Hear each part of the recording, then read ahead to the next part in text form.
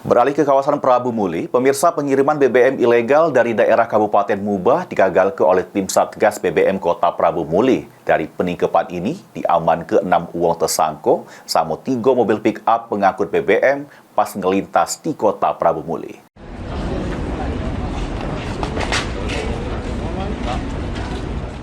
Inilah dia 6 tersangka pembawa BBM ilegal yang diamankan tim Satgas Kota Prabu Muli pas melintas di Kota Prabu Muli. Sebanyak 8.000 liter BBM ilegal dari daerah Kabupaten Musi Banyuasin yang nak dibawa ke Kabupaten Ogan Komering Ulu berhasil diamankan dengan dibawa guna ke mobil jenis pick-up.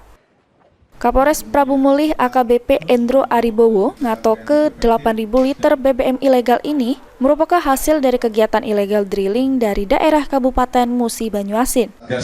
Prabu Muli itu mulai tanggal 5 Agustus 2024 hingga sekarang kita sudah dapat mengamankan 3 pickup yang mungkin rekan-rekan media lihat di depan dengan total jumlah minyak jenis bensin atau minyak putih yang merupakan hasil dari hasil dari kegiatan ilegal drilling yang ada di wilayah Kabupaten Musi Banyuasin itu berhasil kita amankan di Kota Prabu Muli. Sekitar 8.000 liter sudah kita bisa amankan beserta dengan seluruh barang bukti yang ada, 3 mobil kendaraan dan ada 6 tersangka. Kemudian minyak-minyak ini akan dibawa ke wilayah Kabupaten Ogan Komering Ulu, namun dari hasil penyidikan kemudian dari hasil investigasi lapangan dapat kita amankan bersama-sama.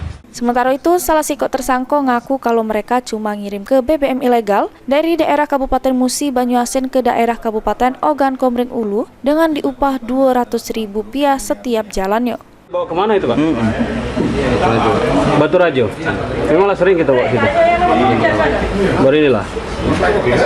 Jadi berapa upahnya tadi? Yang nama Borjan mana? 200.000 sekali antar.